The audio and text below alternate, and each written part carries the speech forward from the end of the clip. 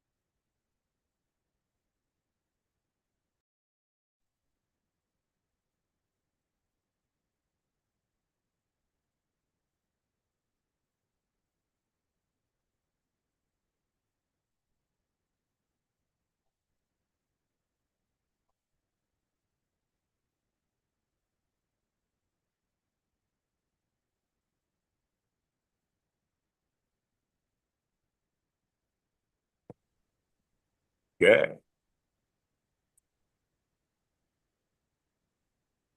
There you go. Good morning, sir. KJ5OLD. Oh, you made it, Jonathan. Surprise. Almost by accident.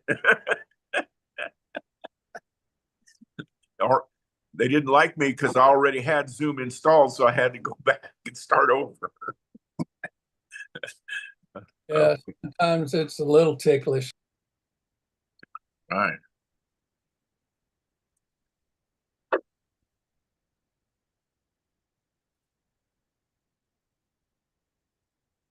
Thank you. Thank you. Both boxes. boat boxes. These can go to the dirty one. Okay. They're not heavy. I'm not gonna fuck with them. But that's for the guys to move. Yeah. Okay. Zodiac just comes down. They don't need to try to put it in here. Just get it down. Okay. Off the roof. But you see it, we could probably. Yeah, that's gonna be cool. If they don't jam it. I mean, Those pads should keep it from getting caught. yeah, and that's why they're there. Okay. Cool. I'm gonna throw the tarp and give them a bailing. Okay. I found- Good morning, sir. Is there what do you call it? Not a meeting, but a presentation going on? There will be. After, Alan also in the chat or in the Zoom will bless us with his wisdom. Hopefully we don't take too much away from him. All right. So Oh, there's everybody. I didn't. There we go. Hi. we'll get it up and running and mute everybody except him. Good morning. All right, I'll keep my mouth shut here. I'm I'm the newbie. I don't know anything about this. Well, good. I don't know where if I got a camera here, but I've got my NanoVNAs, so I'm going to play along. All right. I got all three of mine sitting here. All right. Aha. So how do I put my call sign up there like you did?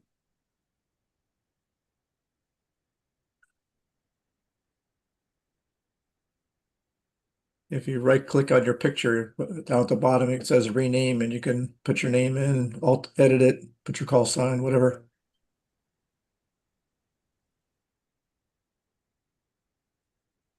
Touch the picture. Live meeting room.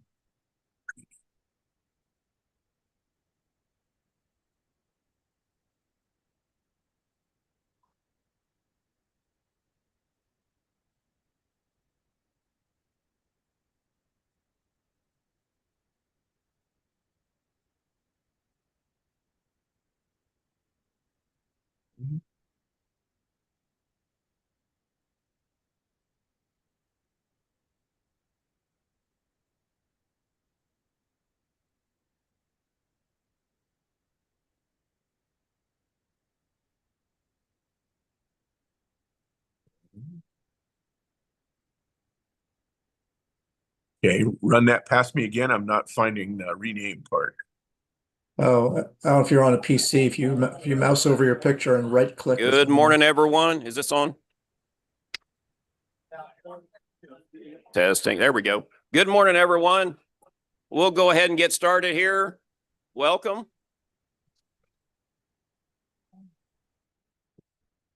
Hey, Peter, how you doing, sir? No, you're fine. You're fine.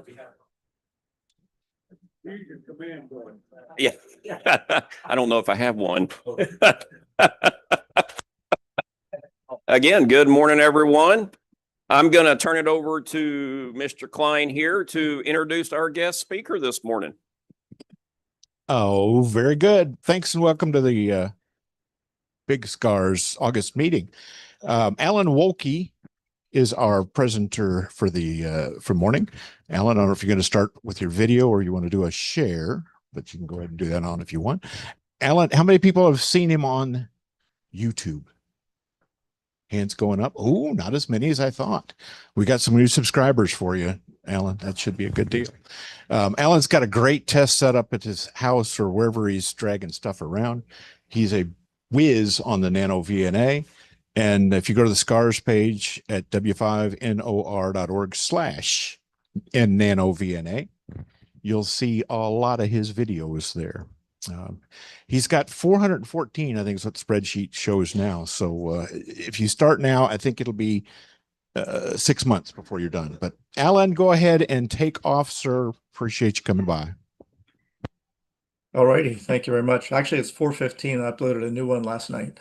So, but very good. Anyway, good morning, everybody. I'm Alan Wolke. I'm a Hang on, got an audio thing. Slow down. okay.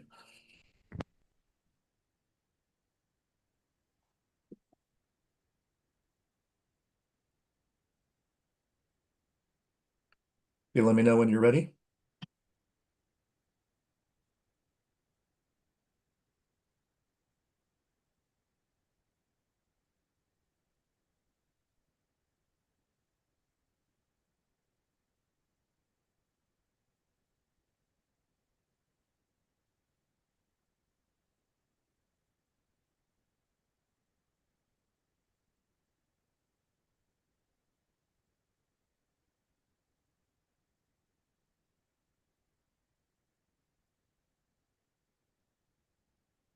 All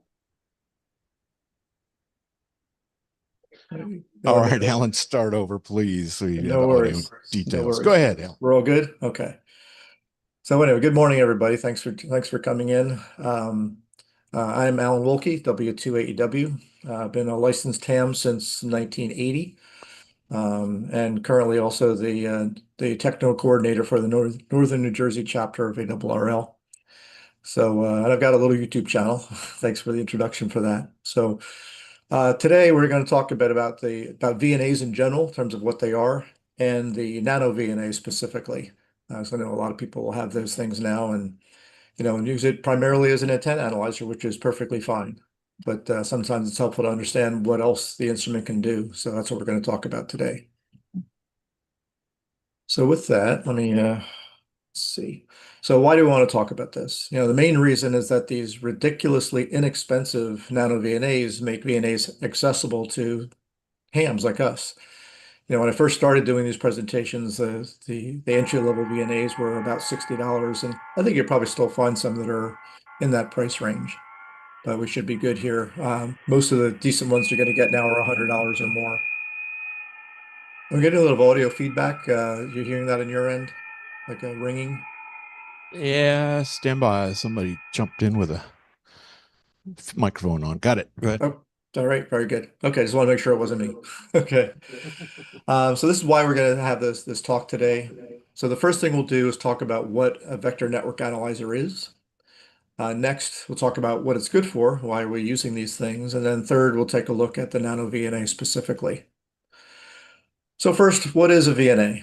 Now, the technical description of a VNA is an instrument that measures the magnitude and phase of the reflection and transmission properties of the ports of a device versus frequency. What the heck does that mean? So we're going to go in and really kind of break this down and make it a little bit easier to understand than what that technical definition is. So VNA is really an instrument that's used primarily to characterize RF devices. And that could be anything from an antenna to an amplifier to a switch to a filter, things like that. And it used to be that VNAs were only accessible to professionals in the field, RF engineers and things like that, primarily due to cost. Many of these things are really expensive.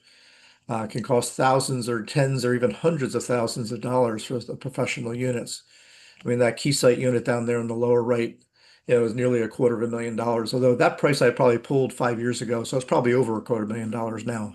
So it's just crazy what some of these things cost, and you can understand why they were only available to professionals. So there's also a lot of acronyms and terminology that come along with VNAs. So we'll talk a little bit about that too, because you'll hear a lot of that. The first one you'll hear is DUT. What is DUT? So DUT stands for the device under test, very simply. Okay. And typically a device under test will always have typically an input port or an output port or both. So that's kind of just on the little diagram there on the right. And the DUT is going to affect the signal going through it, as well as the input impedance of the device is going to affect the signal that's being applied. And that's primarily the things that we're going to measure with a VNA, is how a device affects the signal going through it and how it impacts the signal source that is providing the signal to it. In RF, when we talk, especially when we talk about antennas and things like that, we want to talk about maximum power transfer. And you may have learned in old Ohm's law that you get maximum power transfer when the source impedance matches the load impedance. Actually, source resistance matches load resistance. To extend that to RF, we have to talk about complex impedance. And the more general sense is that you get the maximum power transfer when the resistance and capacitor and reactance have an equal opposite relationship. So it's called the complex conjugate. More information than we need to know for the talk, but I just want to kind of bring it up here because what it points out is that if you're designing things like matching networks, to match your transmitter to your antenna system or something like that, you need to know phase, and phase is what impacts the reactive component of the complex impedance. So that's part of what a VNA can do, is measure phase as well. Now in our world, oftentimes we're just measuring SWR. We don't really care, and we don't worry about these things. But again, the purpose of this talk is primarily to give you some background on on some of the terminology that you'll hear and why it's there. It also helps to think of signals as waves, which is pretty natural for us as hams. So in RF, we think of these signals having a magnitude and a phase. The little moving diagram that's there to the right is kind of simulating a transmission line growing longer and longer, meaning the load is getting further and further away from the source. And if we assume that there's some signal being reflected back from that load, you can kind of see that, one of those waves, like the red wave, if you will, is the reflected back wave towards the source. And it gets reflected back at a different phase depending on how far away that load is from the source. So if anybody has any questions, you could pop them in the chat. I'm not watching the chat, but if someone does see that and a question comes up, feel free to interrupt me. And obviously anybody in the room, if anybody has a question, you can raise your hand and Mark or somebody can kind of halt me and I'll answer your question, or we can just deal with some Q&A at the end. So if we think about these signals in waves and then this DUT and our source, meaning that maybe an RF transmitter, we could think of a couple things. We've got that source of providing a signal input into the device, like the green arrow. The transmission properties of that device are the properties that determine how that signal gets altered going through the DUT, be it a filter or an amplifier or an attenuator or something like that. But we call that the transmission properties of the DUT. And then because if the complex impedance going into the device doesn't match the complex conjugate of the source, you can get some reflection coming off of that input port, okay? That reflected basically turns the signal back around, back towards the source, gives rise to standing waves on the transmission line going to the input, and these are things that we're going to characterize with the VNA. So the DUT reflection and transmission, really alter the magnitude and phase of the source signal, and that's precisely what the VNA measures. So there's a real high-level block diagram of a very basic, simple VNA like the NanoVNA. So you can see there's a source over there on the left, and then we've got a couple of other components. We'll kind of walk our way through here, and we can see our DUT down there on the bottom. So our source internal to the VNA sends signals out to, in this case, what we're labeling as port 1. On the NanoVNA, that's called channel 0 for some unknown reason, but in the VNA world, it's called port 1. And the source goes through 2 directional couplers. Now, directional couplers are a device that will pick off a sample of the signal going in one direction, but not a sample of the signal coming off in the other direction, ideally. Okay. So you can see I've got the arrows are drawn intentionally the way they are. So for example, this first directional coupler that's just to the right of the source picks off a sample of the signal that's being sent out to port 1. And then the directional coupler next to it, you see it's drawn in the opposite direction, is picking up a sample of the signal that's getting reflected back off of the input of the device. And those then are being measured by these receivers. Okay. So we'll call the R or reference receiver, and then the A and B receivers. These receivers basically measure the magnitude and phase of the signals that are coming off of the reflected directional coupler in the case of the A receiver, and measuring the magnitude phase of the signal that's coming out of the device connected up to port 2, or on the NanoVNA called channel 1. So we've got receivers that are measuring these 3 quantities. Okay. Then there's either a PC, a controller, a microcontroller, or whatever that is going to take the results from those 3 receivers and compute the results that we then display on our display. So that's kind of functionally what's going on inside of a NanoVNA. And the first 2/3 of this is really what's inside of an antenna analyzer. If you got a Rig Expert or an MFJ antenna analyzer, that's kind of what's happening in the front of that anyway, is you're measuring a source, you're measuring the reflected power, and then using that to compute the results. So because that's just a single port device. Now, so measuring off of port 2, this is where we have our transmission properties, and they're based on measurements from the B receiver with respect to the R receiver. So we say B over R. So if the R receiver is saying I've got so much power going in and the B receiver says I got so much power coming out, dividing the received result by the input result gives us the gain, right? So that gives a kind of gain or loss of our device under test. There's also a complex property called S21. We'll talk about that in a minute, what S parameters are. It's really known as the transmission coefficient. Okay. And then we also can measure the insertion phase and group delay, like how much of a delay do we get through the device that we're testing. Again, many of us don't need to worry about this, but these are parts of what comes along with a VNA. Now, on port 1 or channel 0, these are the reflection-based measurements. And the most common we think about is a VSWR. And they're based on measurements made by the A receiver with respect to R. So again, that's based on A over R. The voltage standing wave ratio is mathematically related to the reflection coefficient, or something called S11. Also something called return loss. These are all basically different names with, for basically the same property. We could also measure a complex input impedance of the device by making these computations.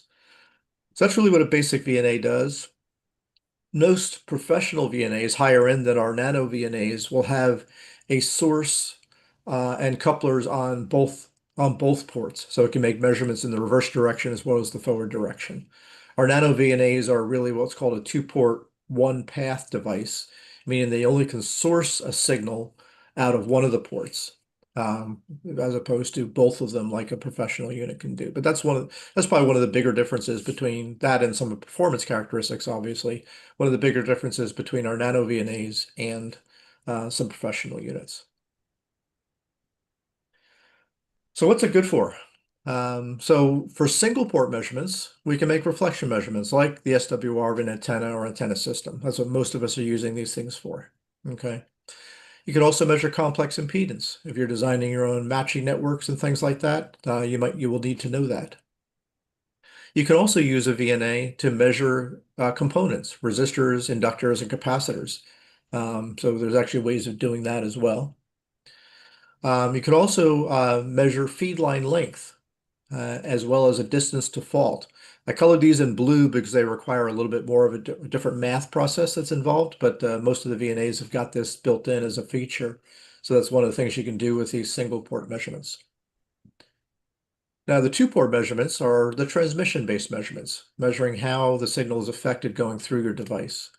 So you might measure a filter. Like if you're designing a bandpass filter to use on field day or something like that, or a contest station, you can measure the filter's characteristics with the NanoVNA. See where the passband is, see how much attenuation you have in the stop bands, for example. A really good example of this, obviously, is things like duplexers used on receivers, on repeaters. So you can also measure loss in your feed line. You can also measure delay through a device under test. Again, may not be important for our applications here.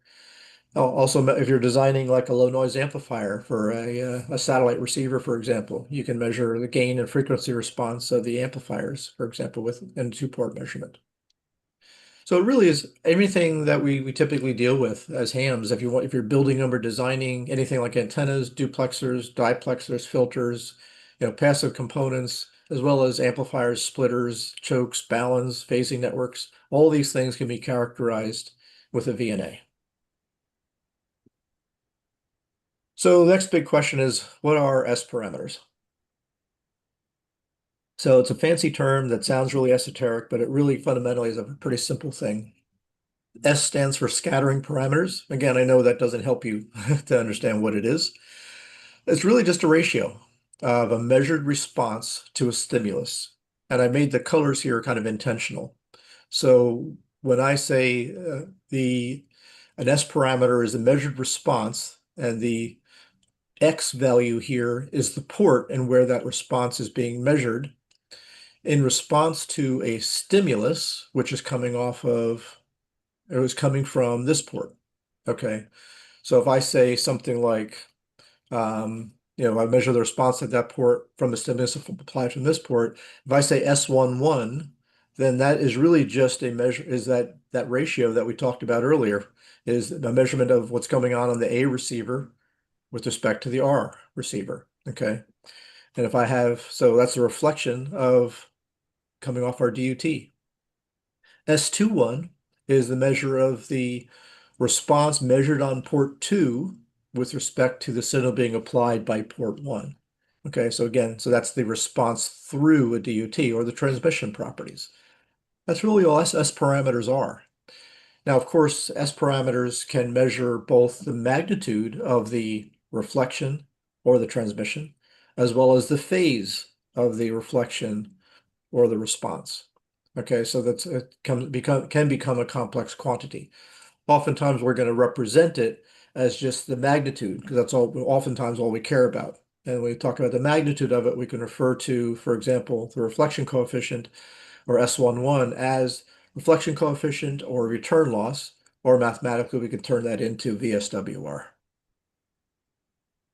Okay. So another big question that comes up with VNAs is the concept of calibration.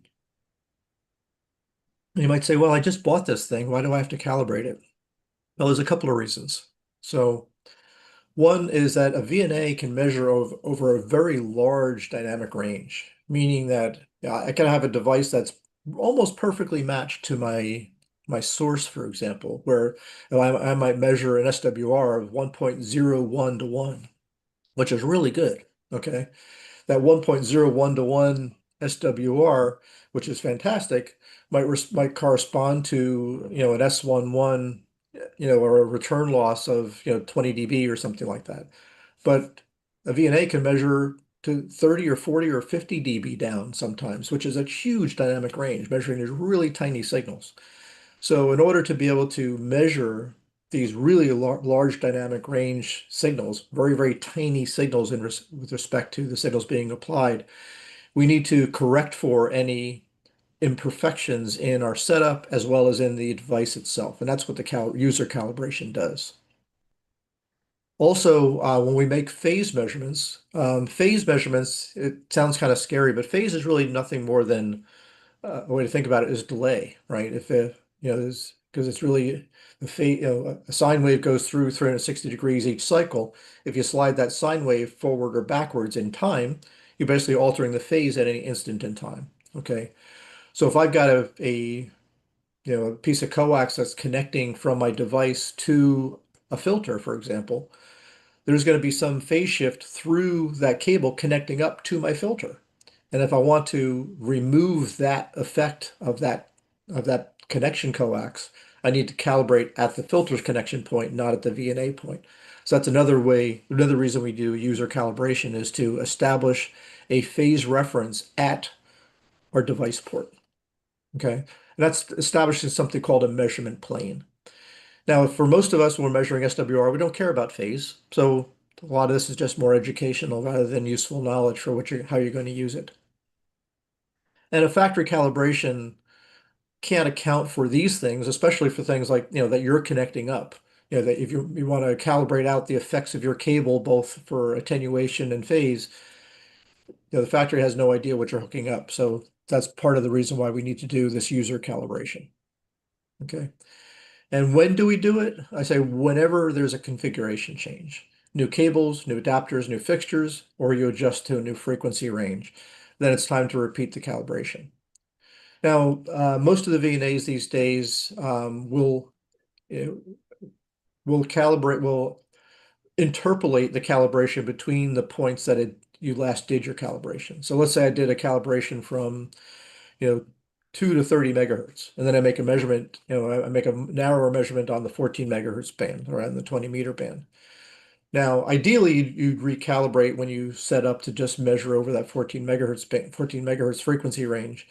But if you don't, the instrument will try to interpolate between its closest points to establish what it thinks the calibration would be in those areas. And for most of us in the HF world, that kind of works. But it's always a good idea to establish another calibration if you want to get really accurate results. So what is that user calibration correct for? What kind of errors are we talking about? So it corrects for what are called systematic error sources. So the first are tracking errors. So what it does is it measures the source and receiver's frequency response because the source is applying a signal, but it might not be perfectly flat in terms of its amplitude response over the whole frequency range. The receiver might not be perfectly flat over that frequency range. So what it does, it kind of measures itself and says, okay, I know that I've got a little bit of a dip at this frequency, for example, and it'll then correct for that when it's making your results. Also correct for leakage. Now, leakage comes in two forms, where if I've got some leakage going from port 1 to port 2, kind of bypassing my device, we can correct for that, recognize how much that is, and then subtract that out later on. And then also correct for any of the what's called directivity of the directional couplers. I mentioned the directional couplers are intended to only sample the signal going in one direction and not the other. The reality is that you do get a little bit of a response in the opposite direction for the coupler, and that's called directivity. So we can measure that and also then correct for that in the results that we get. Any mismatch at the loads at the ports themselves can cause reflections just because of the VNA itself, and we can characterize that, and that gets also mathematically removed from the results that you see on your display. And of course, as I mentioned earlier, any cables, fixtures, etc., that you're using to connect your device to the VNA, we can remove the effects of those and establish that measurement plane right at your device port, if that's important. And again, where that's important, oftentimes, again, if you're designing a matching network to attach to a certain spot, you need to know the complex impedance at that spot, for example. So what are the common VNA displays and formats? Most measurements in the VNA are made versus frequency over some frequency range, kind of like a spectrum analyzer, or even your antenna analyzer today. If you've got something like a Rig Expert or something like that, where you can have it sweep and give you a curve over a frequency range, the same thing's happening in the VNA. So oftentimes we're going to be measuring things like the reflection coefficient or S11. If we're measuring that, we're typically using what's called the log magnitude response, which is really just measuring the response back, giving me the magnitude only and not phase. But because that can have such a large dynamic range, we convert it to a logarithmic value because that gives us a much more better visual view of a large change in amplitude, more so than a linear would do. We could also set it up to measure SWR. It's measuring the same quantities. In this case, the A divided by the R receiver, but it's just doing different math on it. And the SWR will plot in a linear ratio, like 1.2 to 1, 1.03 to 1, 2 to 1, etc. We could also measure complex impedance, and that's often measured on a Smith chart. We'll just touch very, very briefly on that. I have a whole nother talk on Smith charts. If you ever want to get into that, we can talk about that. But a Smith chart is a pretty clever way of representing a lot of different things about complex impedance and the effects of transmission lines. So, but we can also use the Smith chart and set it up so that any markers you put on the trace can actually measure either inductive reactance or capacitive reactance or inductor or capacitor values. And then, of course, we can make the transmission measurements, the S21 measurements. These are the measurements through the device. Again, we typically use a log magnitude response for that as well. And that's, again, and that could be for things like gain or loss through a filter, for example. When we measure things like delay, insertion phase, or group delay, we typically use a linear response for that. And then there's a transform measurement or a transform process that converts these frequency domain measurements to time domain measurements. And that transform is used for measuring things like distance to fault or length of a cable.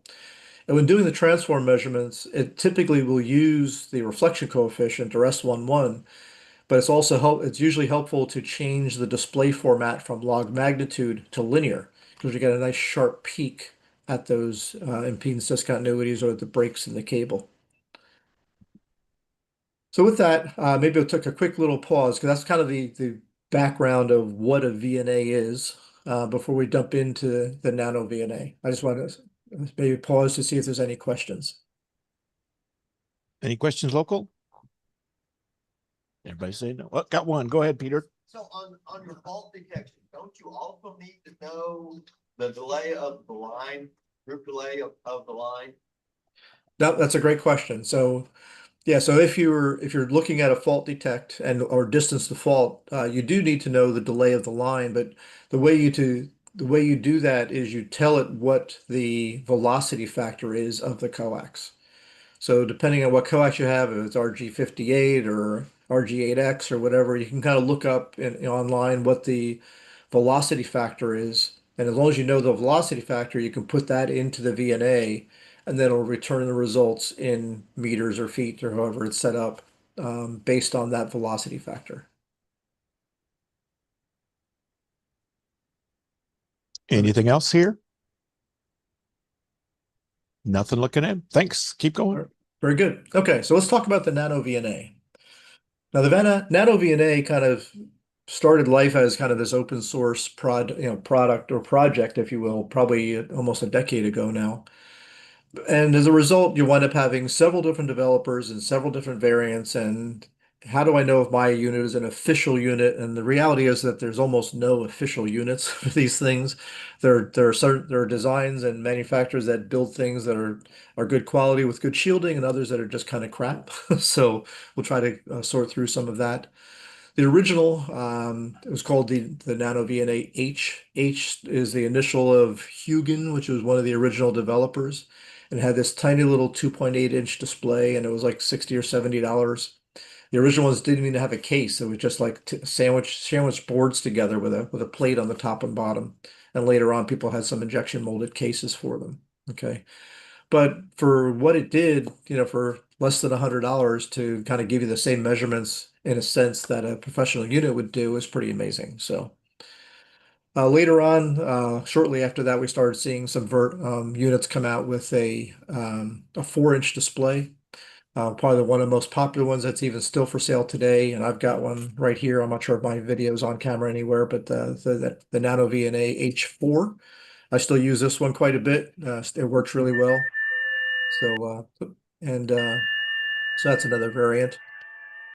There's another variant out there called the NanoVNA-F. And this was actually a different group that developed this one. So the menu structure and things like that are a little bit different, but the F units are actually pretty nice because they're in a nice metal case. And I think that the UI, in my opinion, is a little bit easier to use than the original NanoVNAs, but they perform the same function, just the menu structure is a little bit differently. Okay.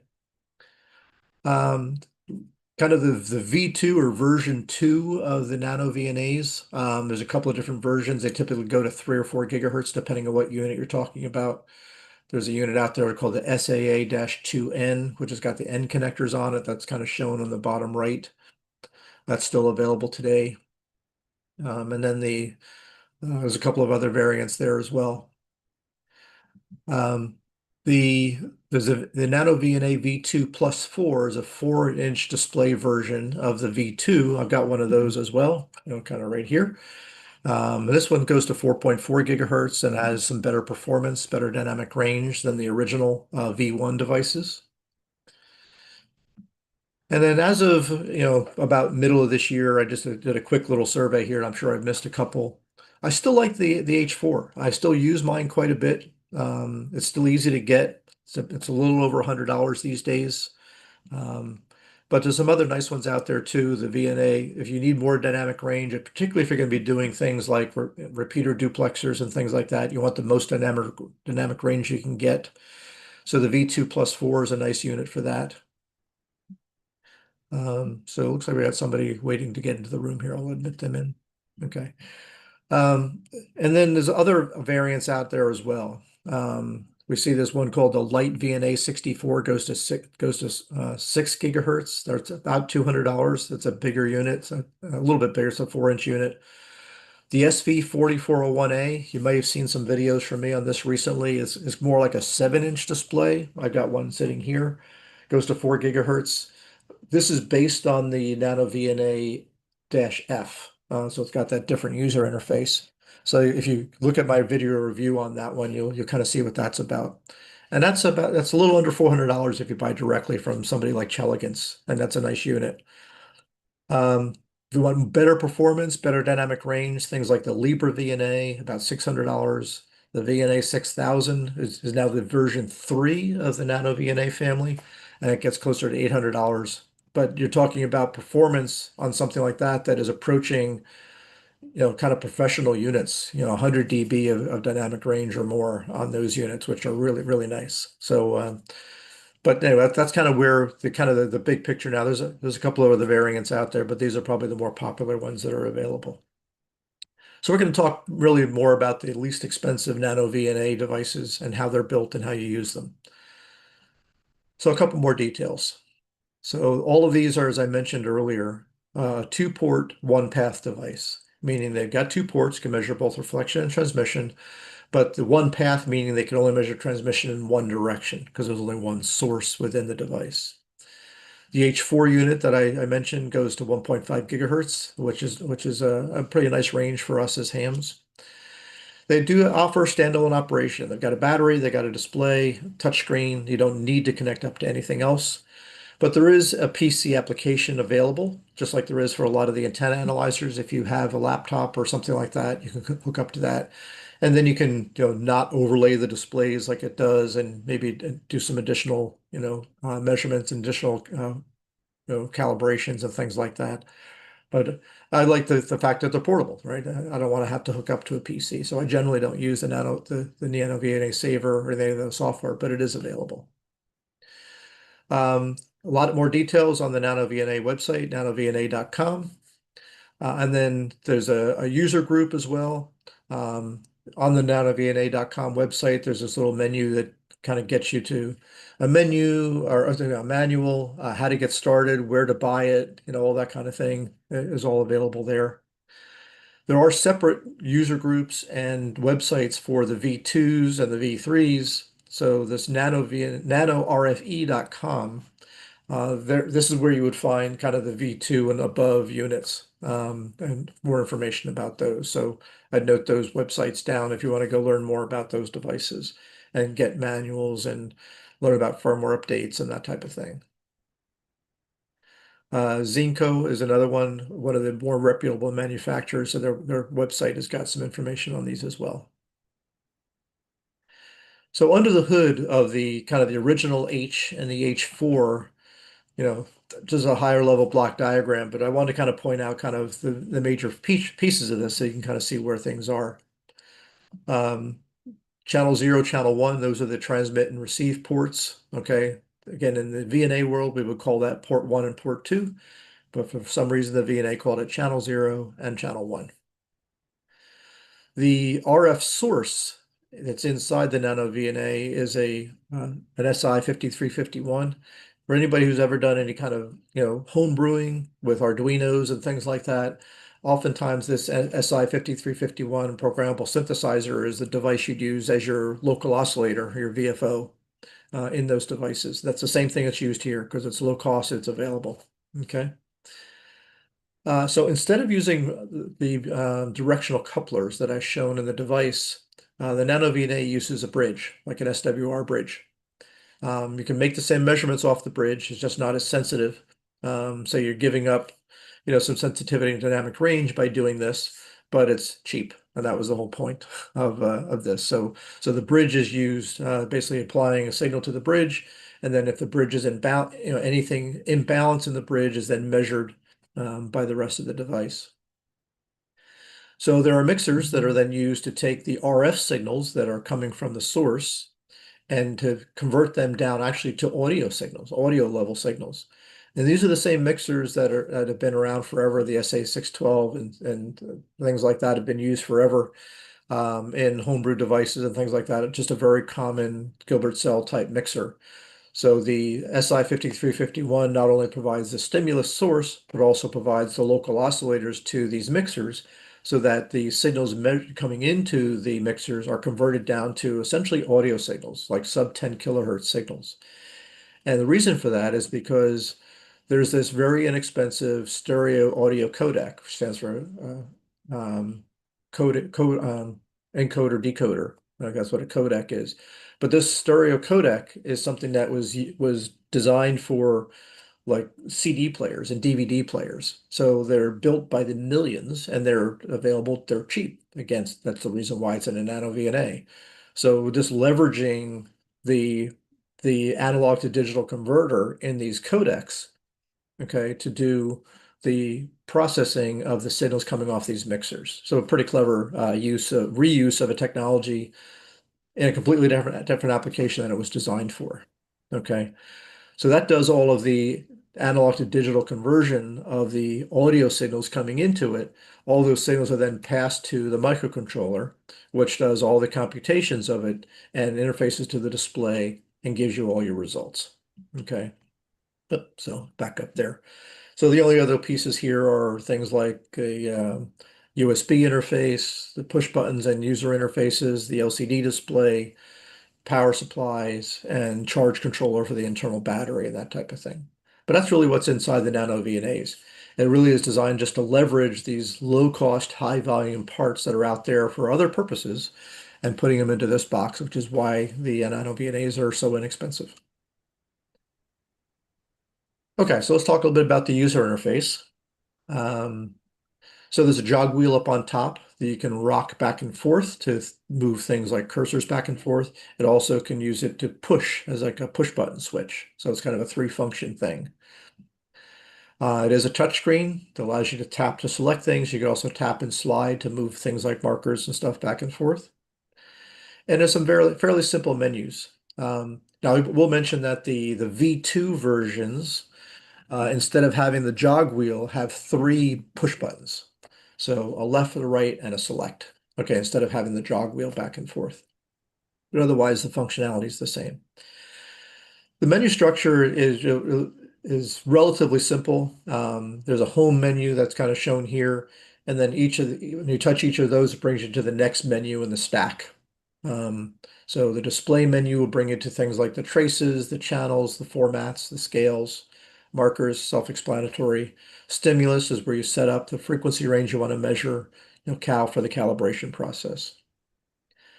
So when you do calibrations, there are slots, if you will, memory slots, I should say, memory bins, where you can save a particular calibration. So if you're always using your NanoVNA to set up a 40-meter, vertical antenna out in the field, you might set up a calibration that's just over the 40 megahertz frequency range, or 40-meter frequency range, so that you can just bring up that calibration. You don't have to do a recal, just bring up that setup file, and then go ahead and go make your measurements without having to do a recalibration.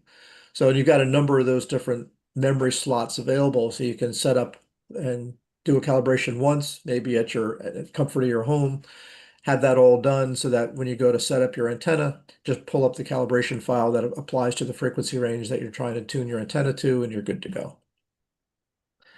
And of course, there's a USB charging and PC interface. So let's talk a bit about calibration again. So this is kind of showing what the cal menu looks like. Now, VNA kind of with the original firmware that came out only did 101 points over the frequency range that you measured. So if I was doing, say, 2 to 30 megahertz, I'm only doing 101 points of those.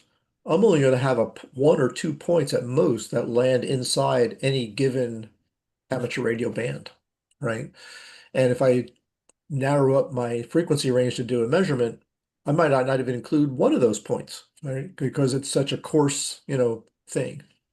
I put a little asterisk here because the later versions of firmware actually will increase the number of points that are available. Some of them on these smaller units up to 400 or 500 points, per span or, for a given span. And that helps, but it's still a good idea to recognize that the actual calibrated points are only going to be at those particular sample points within the sweep. Okay, so whatever your span is, if I'm spanning over 30 megahertz divided by 101 or 501 or however many points you have tells you what the spacing is between your actual calibrated points. Anything in between there is going to be interpolated. Okay, so it's always a good idea to calibrate over the frequency range that you're making your measurements on. Okay, and again, as I mentioned, the later versions of firmware have increased the number of points that are available, and even who knows? I mean, I haven't bought a new one of these in a while, so maybe the versions of firmware that come on the new ones have already got more points available. I don't know. So the ones I have were old, and I've just been updating the firmware on them over the years. Okay. So on the NanoVNA, there's an indication of what the calibration status is. So the very first over there on the left-hand edge of the display, this capital C means that I'm calibrated for the current frequency range that I'm measuring. So the calibration that I just did applies to the frequency range I'm measuring. So you're all good to go. If it's a small letter C instead of a capital letter C, it means you've got a calibration that includes the frequency range, but you may have changed the range a little bit so it's going to be doing some interpolation. So that's what the small letter C means. And I've got a calibration I'm going to use, but I'm interpolating, so it may not be quite as accurate as doing a fresh calibration over this specific condition. And then the number following the letter C is that storage slot location. So if you'd save this calibration into a slot like 0 or 1 or 2 or 3, it'll tell you which one you're using. Okay, so that's what the first thing means. The next one, DRNS, stands for those error corrections that are being applied. Remember, we talked about those systematic errors and what things that they're correcting for. The directivity, which is kind of the tracking errors, the reflection tracking and error corrections, and the source match errors. When you do the full calibration, on channel 0 or port 1, those are the calibrations that are done. And they're done with what are called the open load and short calibration standards. We'll talk about that in a moment. The last two are the transmission tracking errors and the crosstalk errors. And these are measurements that are made when using channel 1 or port number 2 for the through measurements. Okay. Excuse me. Those first three are really the ones that are required for any of the measurements. Whether you're doing, reflection or transmission measurements, you need to do at least that calibration. If you're only doing SWR measurements, that's all you need to do. So when we start doing the calibration, I'll point out where you can kind of stop. If you're not doing any through measurements like measuring filters or amplifiers or things like that. So, and again, so those latter two are really the calibrations that are optional, only if you're doing through measurements. Okay, so those indicate that those calibrations were done and those corrections are being applied. So what's the process? Okay, so we start from the top menu. Okay, this is the kind of the high level menu, first menu of the VNA. So I touch the screen, bring it up. If you're not at the top menu, there's a little more button, or excuse me, a back button down at the bottom. You can go back until you're at this top menu. So from here, you click Cal. Cal brings you to this menu. The first thing you want to do is hit reset. Reset will clear out whatever calibration is in there loaded at the moment so we can do a fresh calibration. And once you do that, then you go and you touch on calibrate. So once you touch on calibrate, then it'll bring this menu up and it'll start asking you for the open, short, load, isolation, and through. So what this means is that you would take your open standard, which looks like a little SMA cap with no pin in it, connect that up to the port. Now you might say, why don't I just leave the port open? Well, you can. You run the risk of any large signals in the area getting coupled into the port and slightly disturbing your result. But also if you're trying to establish a reference plane at your device, like after a cable, and you want to account for the loss of that cable connecting to your device, you want to attach that open to the end of that cable to establish that phase reference there. So you connect up that standard and you touch on open. It does a sweep on that. And then once you're done with that, then you remove the open, connect up the short to the same location, touch on short, it'll do a sweep of that. And then you replace that short with the 50 ohm load, do a sweep again. Okay. Those are the three that you want for all measurements. If you're only doing SWR, that's all you have to do. From here, you could hit done. Okay. But so you can eliminate or not do the isolation or through measurements.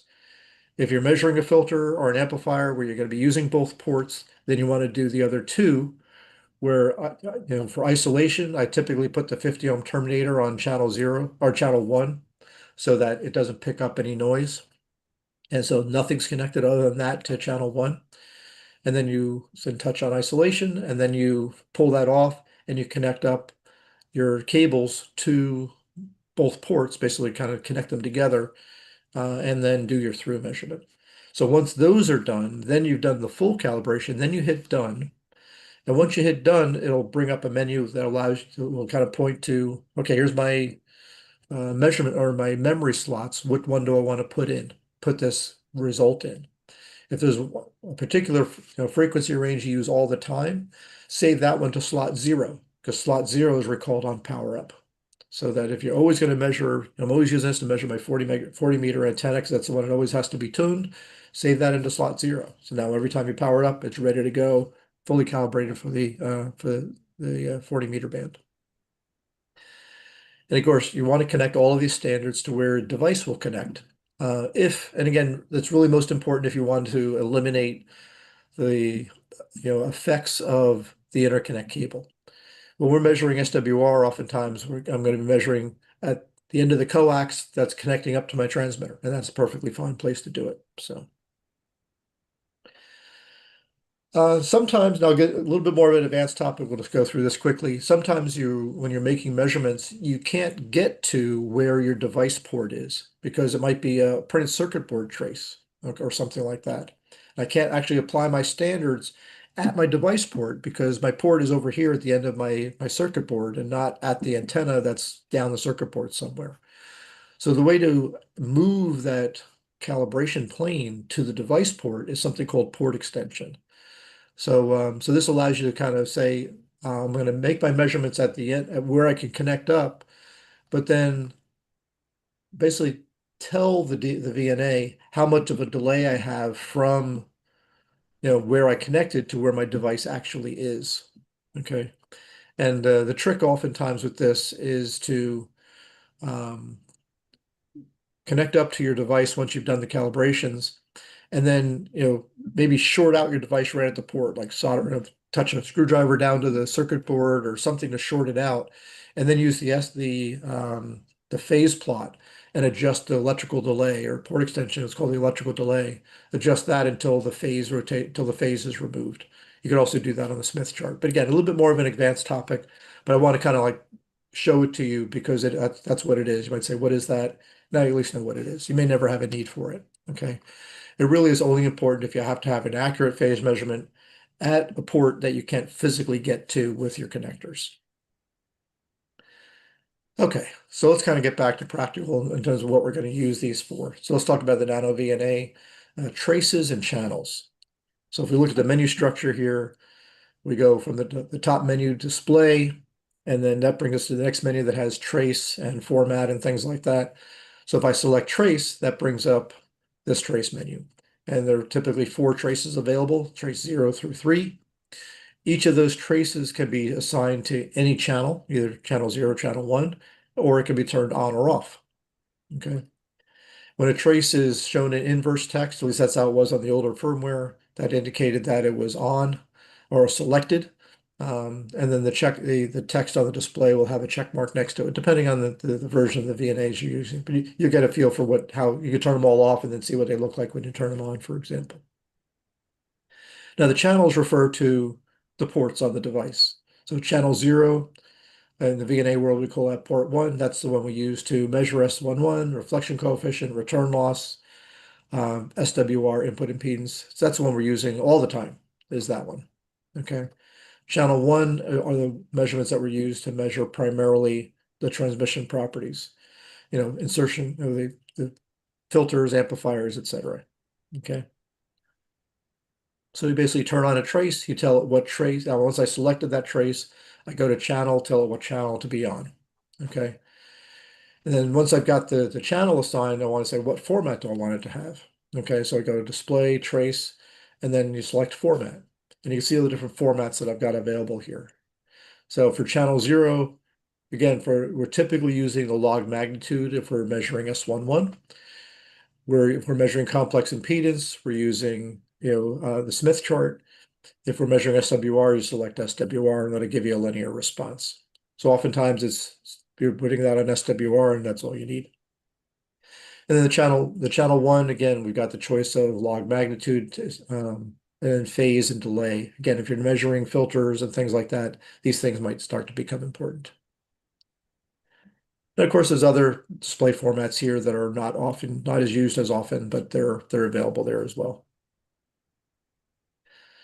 So when you want to set the frequency range you want to measure, you go to the stimulus menu. So from the top menu, you hit stimulus, and from there, you can pick whichever is easier. You might choose to enter a start and stop frequency. So I want to measure from 14 megahertz to 14.3, or 7.0 to 7.35, or something like that, right? So I might want to choose where I want to make my measurements by choosing start and stop.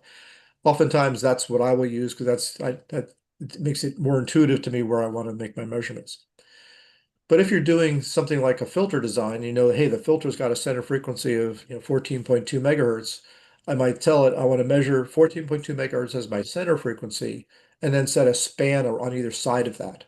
This also might be handy if you're measuring like a duplexer. You might say, okay, my transmission frequency is 147.52 or something, whatever it is. You put that as your center frequency and set up a span on either side of that, okay, to measure a span around that rather than set up a start and stop. So pick whichever one is easier for you to use, okay? The CW frequency is if you're measuring single frequency responses and things like that. Okay, again, not use that often, but you can use it as almost like a very coarse and not really good signal generator, okay? So once you've set up the source, when we're making measurements, oftentimes we use markers to show us results. Okay. So under the marker menu, actually, we'll just go down here. So if we'll go back to markers. So you can select markers, you can turn markers on or off and things like that. So on the display itself, the markers are color coded to the trace colors and also tell you what channel they're on. So you can see on the top there, I see channel 0, log bag, 10 dB per division, and then the value. Okay. So that tells you the value at that particular marker location. Okay. You'll notice that one of those is an inverse text, the one kind of in the middle of the display. That means that marker is the active marker. So I'm going to use the jog wheel. That's the marker that's going to move. Okay. So, and then the delta that type of marker will give you the delta between the last two markers that you touched. So if you want to measure the difference, between the two in terms of, difference in SWR, difference in return loss, difference in gain, things like that, difference in attenuation. Okay, that's what the delta means. Okay, and those are the two little values down below that are kind of printed in white on the display there. Okay, so selected marker and the delta. Okay. And all the markers track each other. So meaning if you move one marker, they all move to that same frequency. And they'll just be measuring different things because they're on different traces. You can search for a min or a max, left or right. That's what the search feature does. Just allow you to move that back and forth. Operations. That allows you to say, hey, if I move my marker to here, maybe I want to change my center frequency or my start and stop frequency to where the markers are. So that's what the operations do. Now, later versions of the firmware also have measurements that you can do with the markers as well, like measuring filter bandwidth and that type of thing. So then you also can set the Smith chart units. So if I have the Smith chart up, as I move that marker around, I can measure, capacitance, inductance, or reactance. In fact, if you look at the top of that display, the green marker says channel 0 Smith, and then it says 22 point something ohms and 50 picofarads of capacitance for where that marker is right now. Okay. So what's our setup process? If I want to go use this, now that I know what it is, I've got all these features, how do I actually go use this to do something? So the basic process is you configure your traces and channels and formats. Okay. If I want to measure SWR, I can turn all the traces off except for one, set it to channel 0, set the format to SWR. Done. Okay. Then you set up a stimulus. What frequency range do I want to measure over? By start and stop, center or span, etc. Those two you can interchange back and forth. Okay, I can set up a stimulus first, then set up my traces, or vice versa. But that's the first two steps in setting up and using the VNA.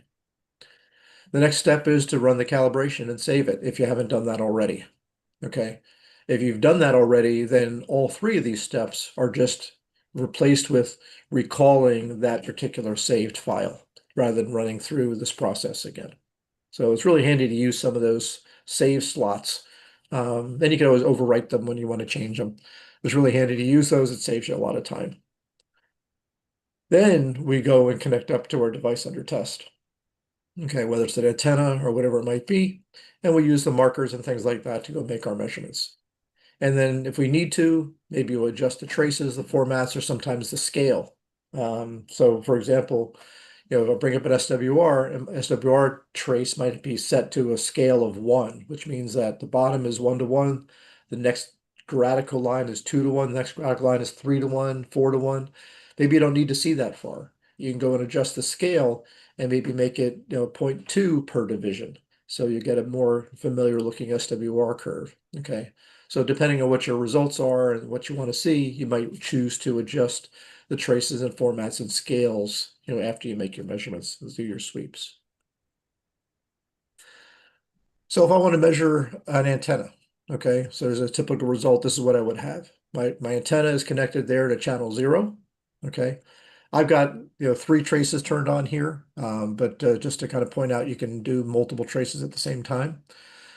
The frequency range that you've entered in through the source will show up at the bottom. So you can see the start and stop here is just over the 40-meter band. Okay.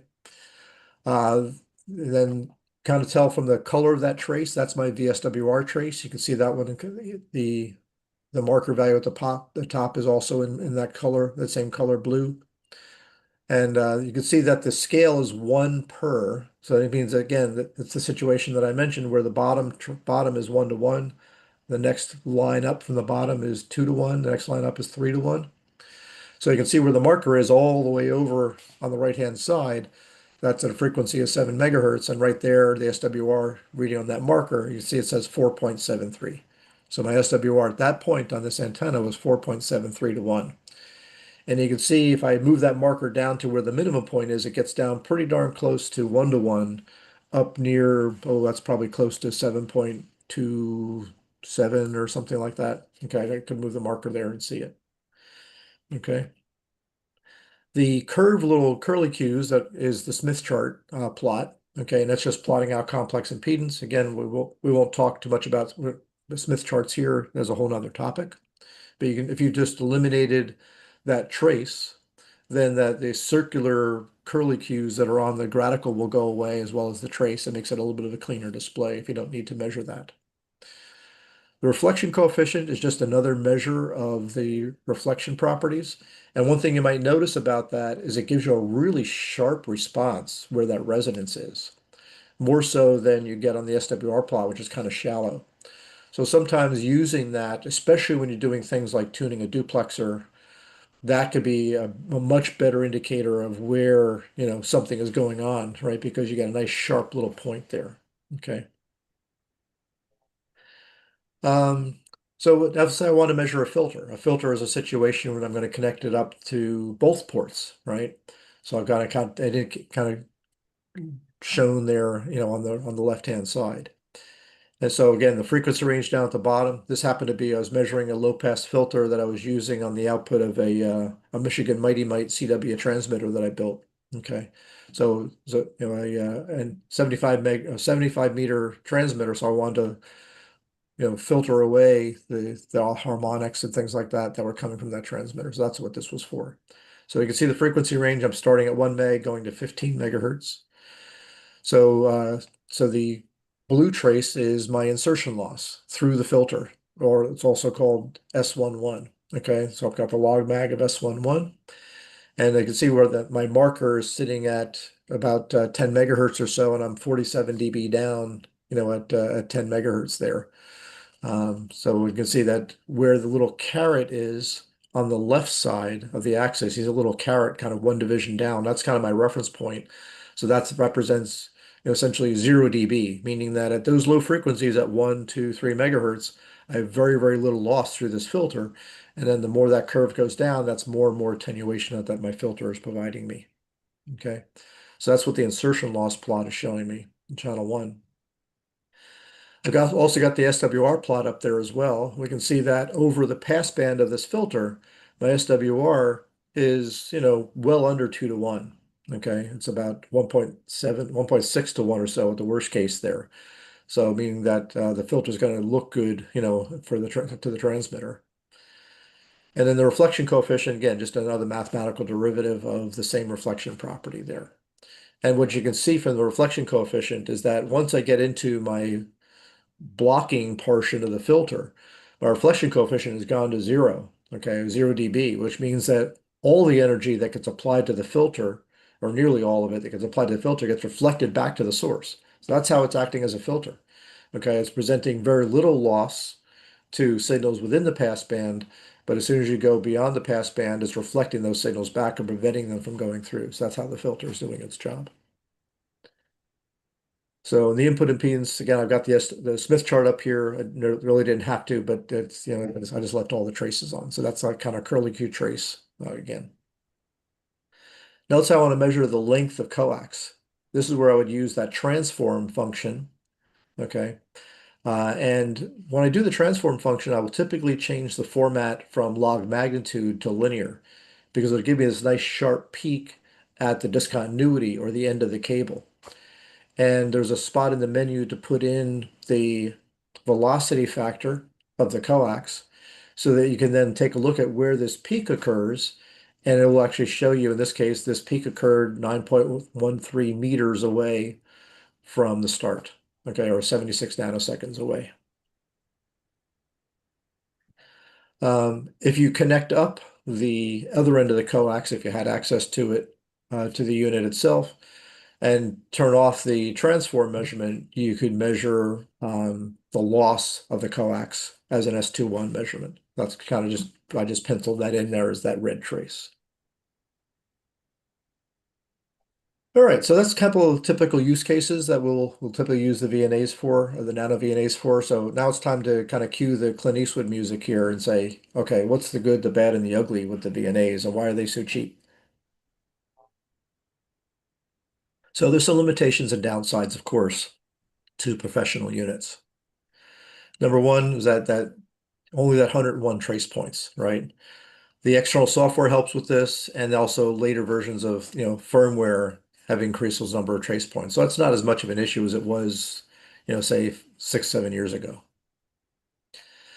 Now, the other thing to remember, though, is that the output for most of these VNAs is not a sinusoidal RF signal. It's a square wave. Okay, so it's not, so it's rich with harmonics. Okay, so you have to think about that depending on what you're hooking things up to. If you're trying to measure some kind of an active device like an amplifier, is that going to behave okay with a square wave input, right? So a square wave, you may remember, or you may know, will have energy at its fundamental frequency, as well as at the odd harmonics, third harmonic, fifth harmonic, etc. In fact, the H4 unit actually uses the harmonics to make measurements. So if you're making measurements from the up to say 300 megahertz, it uses the fundamental. Okay. But if you're making measurements from 300 meg to 900 meg, it's actually using the third harmonic of the signal. So the signal that's coming out of the VNA is 1/3 of what you're actually measuring, because it's actually measuring the third harmonic component that's in there. And if you look at this spectrum analyzer plot that I have here, we can see that that third harmonic, so is, down about, 8 or 9 dB from the fundamental. So the signal level that's being applied in that 3 to 900 megahertz frequency range is lower. And then the fifth harmonic is lower yet. So when you're measuring from 900 meg to 1.5 gig, it's using the fifth harmonic. So because it uses these harmonic values and the source power is lower, the measurable dynamic range is worse on those higher frequency ranges than it is on the fundamental frequency range. You don't have to think about any of this. It just does this behind the scenes, but this is what's happening. Okay, and this is why why things might look a little weird, or why don't I have a good dynamic range at 400 meg compared to when I measure my 440 duplexer versus measuring my 2 meter duplexer. Why is there a difference in dynamic range? This is a fundamental reason why on the lowest cost units like the H4 and things like that. You step up to the higher end units, the ones that cost closer to a few $100s. They'll typically won't use these harmonics. They'll have a source that goes over the whole frequency range and gives you better dynamic range at the higher frequencies. So again, this signal that I'm showing here is a 200 megahertz signal. This is the same exact signal that would be used to measure at 200 megahertz and at 600 megahertz and at 1 gigahertz because it's using those harmonics. Okay. And the output power is not adjustable. I should say I put an asterisk there because some of the later versions of firmware does give you some small amount of adjustable output amplitude. But in most cases, out of the box, it's a 600 millivolt square wave. Okay, 600 millivolt peak to peak square wave, which translates to about from 0 to plus 2 dBm in the fundamental frequency range on the H4, minus 8 to minus 12 dBm-ish or so in the mid-band, and then minus 17 to minus 24 dBm, pretty low power in that higher frequency range. So something to be careful there too.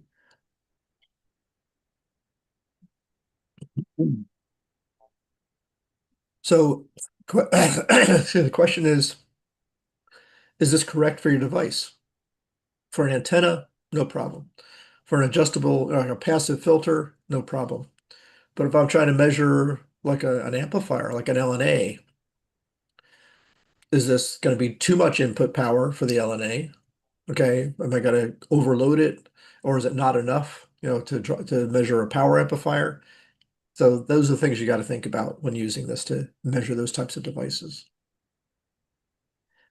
Also, the receive level is not adjustable. It's just going to measure what it sees. You can't adjust the sensitivity on the channel 1 port. So that it's just a limitation that these things have. So it does give you some limited dynamic range compared to, kind of more professional units or the higher end units. And also what's called the resolution bandwidth, the measurement bandwidth for each point on the trace isn't adjustable. And I should say that later versions of firmware does give you some adjustability on that as well. And that can help to reduce the noise floor and improve the dynamic range a little bit if you go to narrower resolution bandwidths. But the price you pay is a slower sweep time. Okay. And again, third-party firmware addresses that. And there may be other limitations too, depending on your particular units. So just things to be aware of and why these devices cost, a few $100s versus a few $1,000s. Okay.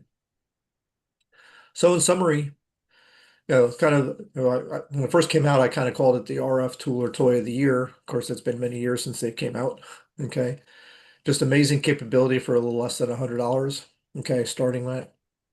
There's tons of videos and community out there that for supporting these things. I've got a whole playlist myself on VNA videos, a lot of active user groups that you can kind of consult. And again, a pretty decent US source is R&L Electronics. They sell a couple of different versions of them. And I also recommend going and seeing who the recommended sellers are on the official, quote unquote, official VNA websites, like the Nano RFE site and the Nano VNA site.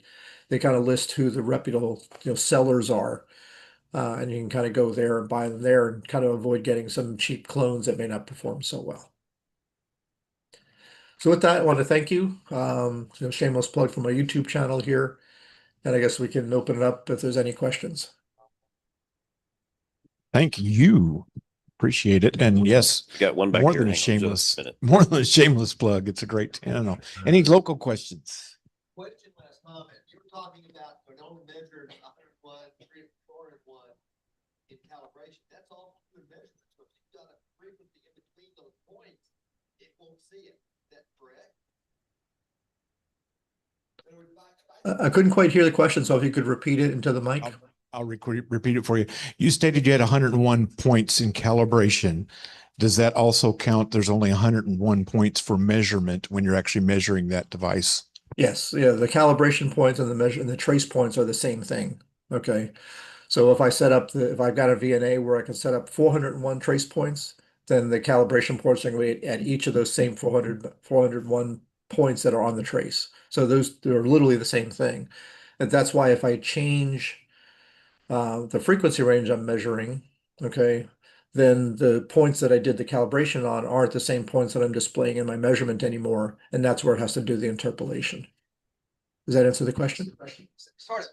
What bit me was I'm used to the point, but anyway, I was measuring a loop antenna, and I did the calibration, and my dip was going so by so fast because it was hitting in between those calibration points. So I never saw it. I actually had to do the Yeah. math and narrow it down so that I didn't skip any frequencies. Yep. Yeah. That's not just the calibration. It's just even just the measurements themselves, because the trace points and the calibration points are the same. And like you said, if you did the calibration over, a 2 megahertz wide span, 200 divided by the number of points tells you the spacing between those points, both for the measurement and the calibration. So if you're measuring something like like I said, magnetic loop antenna that has a really, really narrow resonant bandwidth, okay, then you're not going to get good resolution in that particular frequency span. So that's where you really need to kind of dig in and just narrow up into a much narrower frequency span around that resonant point for that antenna.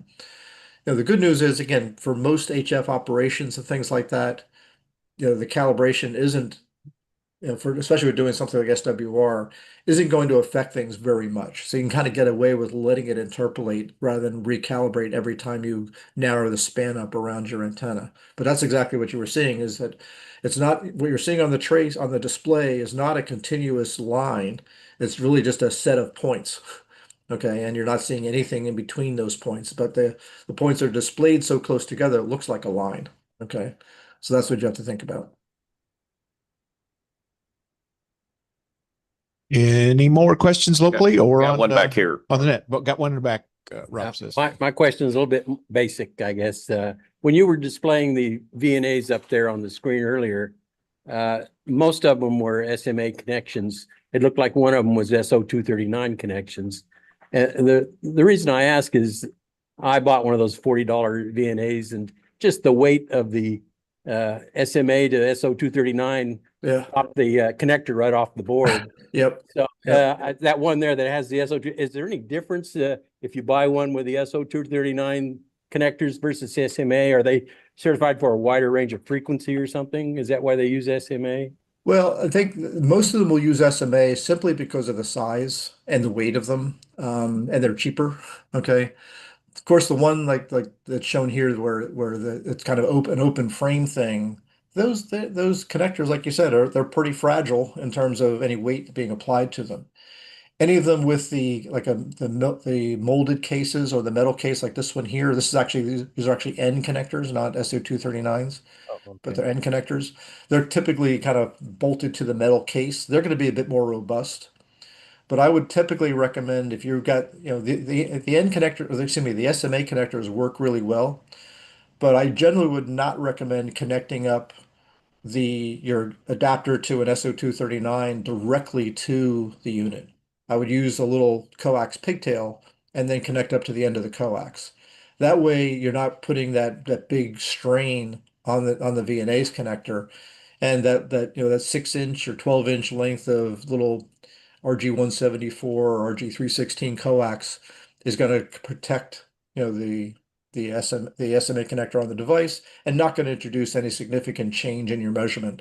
So it's just good practice to do that. Some of the other units, like I said, the SAA2N, which is the one with the N connectors, that one's pretty robust. I wouldn't have any problem hanging my adapter directly on that. But with the SMA ones, use the little pigtails that it comes with and connect up to the end of the pigtail. Okay, thank you.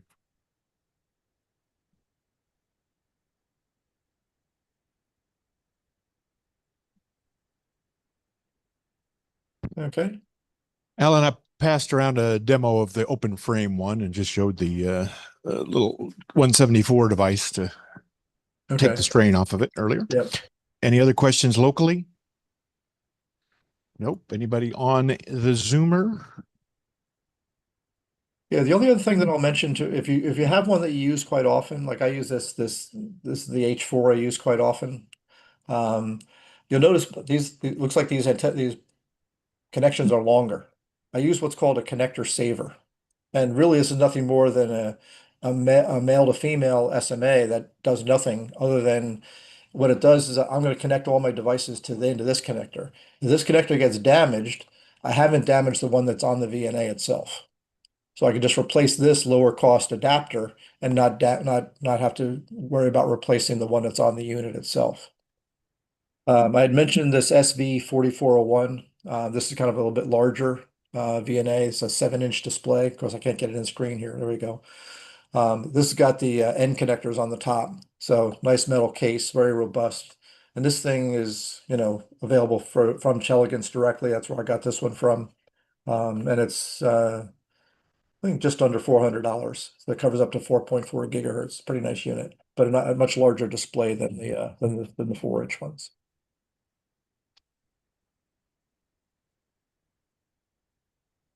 Okay. Very good. Any other questions here, local? I don't see anything on the internet. If you got want to jump in, turn on your mic and say something. But other than that, we thank you, Alan, for your presentation. Big round of applause. Thank you. I don't think we had to wake anybody up, so you That's did good. great, Yeah. man. Yeah, I usually ask to keep the snoring to a minimum, but since we were before lunch, it was we're in very good shape. Yeah.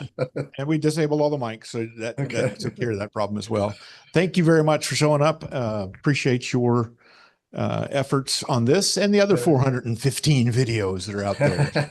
Okay. I guess there's one I haven't seen, so I need to jump in there. But yeah, I put one up last night. It's just a quick little video to show how fast it is to set up and tear down an MC750 portable antenna.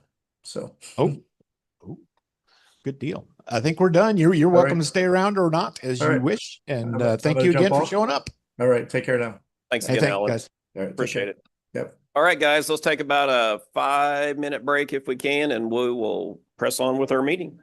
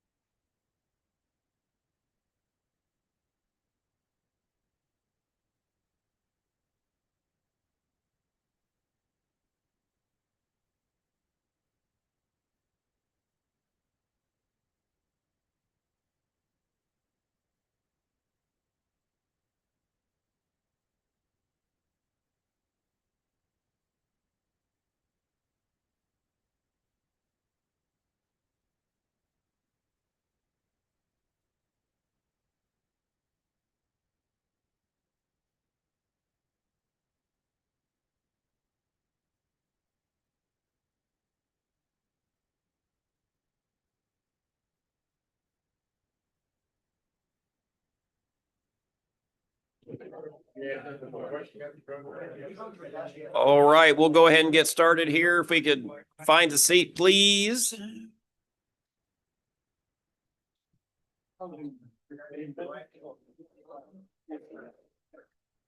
Mark's banging on the table. All right, again, good morning, everyone. We'll start by going around the room real quick in introductions. We'll start on this side over here with Ed this time. Go ahead, Jim. I know issue. 85 W. Ron, 85 W. 85 IPR.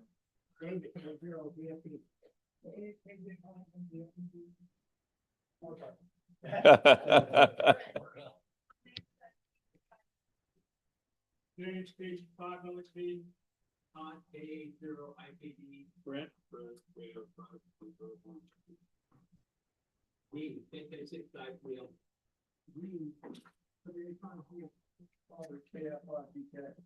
David K5 Ken K8WGD.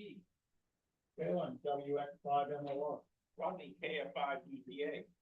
Larry W5 LSC. L AE5L. Bill AE5F. Jeff KG5 CKK. Hilton KJ5JF.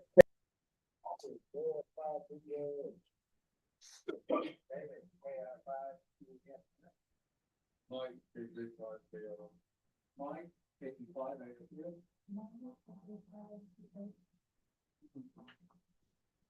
WA6DKD. Ready? Peter K5COI, and anybody, if people interested in doing the 10-meter net, come see me after the meeting. Yeah, we're going to talk about that here in a little bit. Okay. Yeah. JJ5 HFN. John 1848. Terry KJ5 FTV. Chris K5 JBM. Mark N5ADQ. N5X3.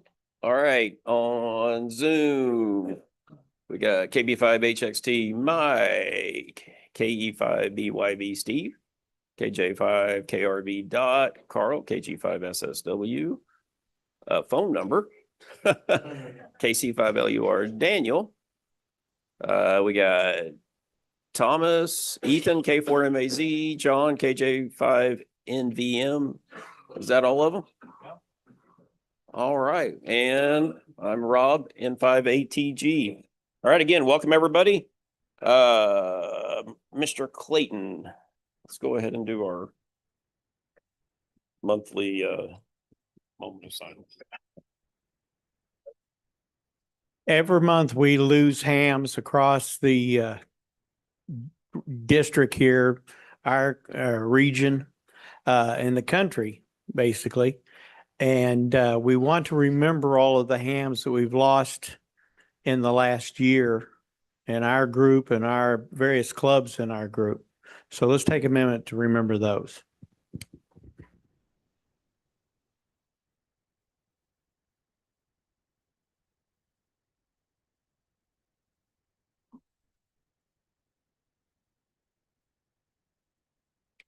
Okay, thank you. Appreciate it. Thanks, Mark. All right, real quick, anybody have any cool ham radio contacts, achievements, things they've done in the last month they want to mention? Don't everybody talk at once. All right, all right. Well, Chris, secretary minutes from last month.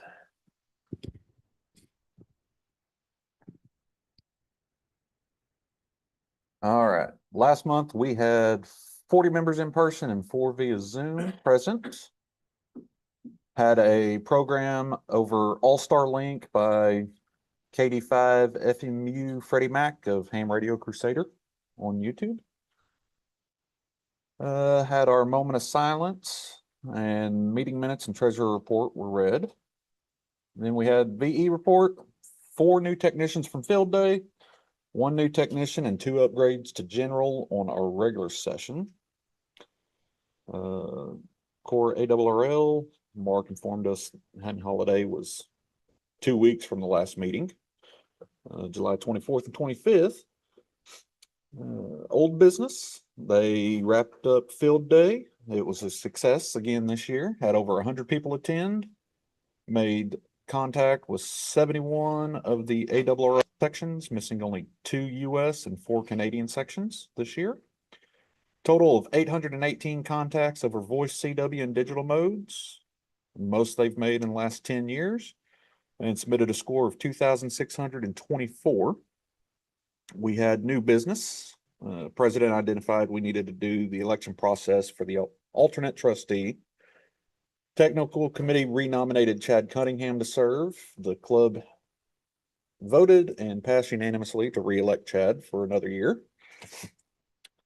And under the announcements, we need volunteers for several nets, especially the Siren and Skywarn nets, due to the loss of net control operators from moving. And if you are interested, contact any of the net or club leaders.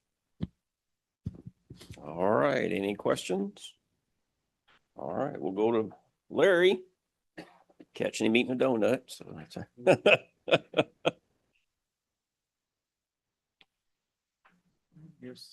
no problem.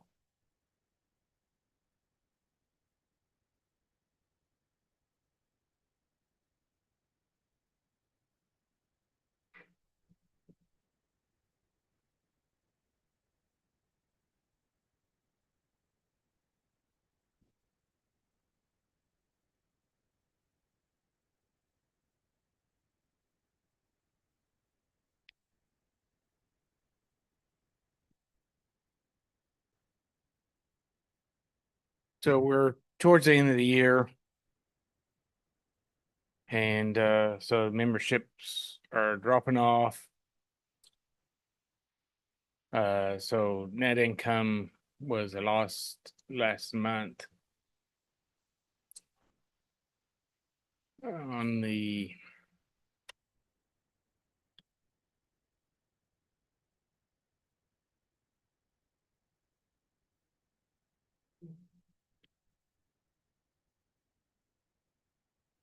balance sheet, we have 2,800 in the checking account, 26,219 in savings, 210 in petty cash, for a total of 29,265. Anyone have any questions? Thank you, Larry. All right. Ed, if you could give us the VE report and the technical committee report, please. Mark's pulling up the page. I can hear him now. We've had a couple of test sessions since the last meeting. On the 25th of July, we had a new tech and 4 upgrades to general. The most notable, of course, is that William was an 11-year-old, is an 11-year-old. And from what I hear, he now owns more radios than most adults. So, he had at least 4 given to him, I think, before he left the Hamfest grounds. Then on the 6th of August, a recent history, we have 2 new techs. Call signs were not assigned yet. When I checked this morning, I run a day behind before the FCC notifies me, but I looked online and it looks like they're in the payment phase. Our next session is coming up on the 3rd of September here at the fire station. So that was our good sessions. Don't forget, we also have Hammerama coming up, just in case you go to Ardmore, be aware. As far as the tech committee report goes, everything is working well. The temporary repeater has been doing well on UHF. I know we've run several nets, had, siren nets, and it's all doing well. All right, any questions for Ed? All right, we'll move to the other side of the room and probably catch Mark eating too, probably. Was it? I thought I got time. Welcome. I have a whole stack of goodies. Should go quick. Are we going to talk about the weather center? Okay, I'll skip that. HOA thing is still alive and well. Does anybody have any contact with Senator Armstrong or any of the other representatives, not Tom Cole or Frank Lucas? We got those covered. I delivered some stuff to them personally. So if you got some personal contacts, let me know. Otherwise, I'll go visit them with the HOA bill. big stories. The goal was to get around this stuff. We would collect signatures, print them out, and carry them into the halls of Congress. Security at halls of Congress don't like people showing up with 16-inch stacks of paper. They apparently think there could be bad stuff in there. So through a series of clandestine activities, we're making it through the security folks. But it is kind of a funny thing to, okay, paper is dangerous. Got it. But I guess it could be powder in there. I don't know. I don't get that. But if you're interested, you can go to the online send-a-letter.org and still add your little names. The president of Summit Racing is also the owner of DX Engineering. So if you got that math figured out. Summit president, we've been trying to get the DX Engineering guys to get on board with this. Apparently the Summit president found out about it and said, there's no way for my employees to sign up as the HOA thing. They have to have a license. Can you make it to accept our 1,000 employees to that list? Oh, yes, sir. I got a call from John, and like 8 minutes later, we were up and running. So if you have friends that wish to do that, there is a section that they can do to support it. Non-hams, yeah. Or enemies. Yeah, or somebody doesn't like you. Hey, go put your address in here. Nobody from the government will come look at you. Yeah, That might be a big list. Yeah. That's exactly. Okay, quick story. I saw something yesterday, video, or a picture of a boat in a pond in the front yard.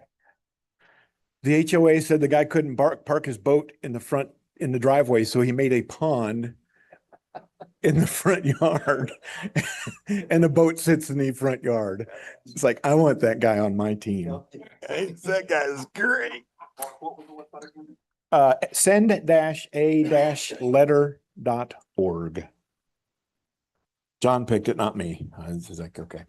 If you put any of that stuff in a web page, it'll show up. Trust me. We've had many thousands, tens of thousands of people go that way. Ham Holiday, as Chris said, was 2 weeks ago. Who went to Ham Holiday? Yes, very good. I'm glad to hear it. By all measures, it was a success. The board voted last week to hold it in the same spot, at the same place, at the same thing. So nothing will change out of that for major details. So thank you all for showing up and appreciate your efforts to make it happen. Love to hear it. Ardmore is coming up in, anybody know the date? October 24th. All right. October 24th is correct. Ardmore's Hamfest is run also by the same Cora group. It will be the same 7610 raffle. If you know Henry Israel, he's really happy with his 7610, and it's his second 7610 that he has on his bench. So he came out really well off that little raffle. That was a good deal. Ardmore's there. Enid is going to be moved back to November. All us old folks remember it as the first week in November. It will be 11/7 in November 7th for the Enid Hamfest. If you're a new person, Hamfests are a great place to buy, sell, learn stuff, talk to people. Ed mentioned this 11-year-old that got stacks of radios when he came out of the place. That was an anomaly, but it's really cool to make that stuff happen. So if you don't know what you're doing, it's a great place to go. If you do know what you're doing, it's a great place to go. A lot of fun at those places. I'll say it again. Net controls. How many of us nets need net controls? All of them. So if you need, we'll go through the nets, I'm sure, and Rob will tell you where to go. But DMR, if you're a DMR person, please find me. Monday nights would be great. All ham dinner is a place where 70 of us get together to do the all ham dinner thing. For those of you who intended in the past, it was at Pickles. Pickles, 3 days after we were there, said, enough of this. We can't handle those guys anymore. We're going out of business. It's like, okay, I've been shut out of worse places better. Okay. But there's a place across the street called Golden Palace. It is at 1501 Meridian. More details later, but that's September 19th. 17th. It says here 17. Yeah, I didn't read it right. September 17th, the day that will live in infamy. At 6 o'clock is when that show starts.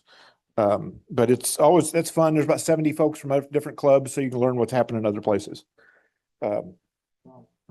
Cora has a scholarship. So if you are a high school, college person, Cora has on the Ham Holiday section a scholarship form that we will give out at the festival in October. If you know high school people, college people that need money for school, that would be a good place to go. If you had visited the forum topics at Ham Holiday, we'd really like to hear what you would also want for something in future Ham Fests, to give an idea. Do you want building stuff? Do you want digital? Do you want rules and regs? Send me an email, n5hzr@arrl.net, or just let me know on your way out the door. Route 66 on the air. Anybody familiar with that? Yeah, Galen is. He sweeps that thing all the time. This is the 100th anniversary of Route 66 on the air. The cool thing is, since we're on Route 66, we can serve as net stations. So if you have a radio, if you have a HF stations you'd like to operate as a Route 66 on the air, you'll use a cool call sign like W6K for the local area here. You can make contacts and be part of that event. If you make a contact, if you prepare a log, and if you send it in, you will get a little cool set of poker chips that say Oklahoma Route 66 on the air, 1926 to 2026. How bumpy was the road in 1926? Where's Denny? Let's solve it now. Yeah, he works for the road department. We can tell that. Okay, sure. August 26th, I have no idea why it's that one there. There's also a Christmas party Christmas event in Stockyard City. If you want to do some more public service stuff and bring your little radio and guide Santa through Stockyard City, that'll be in December, which used to be a long way away, but it's like closer. I think that's it. That's good enough for me. Anybody else got anything else? Questions? Yes, sir.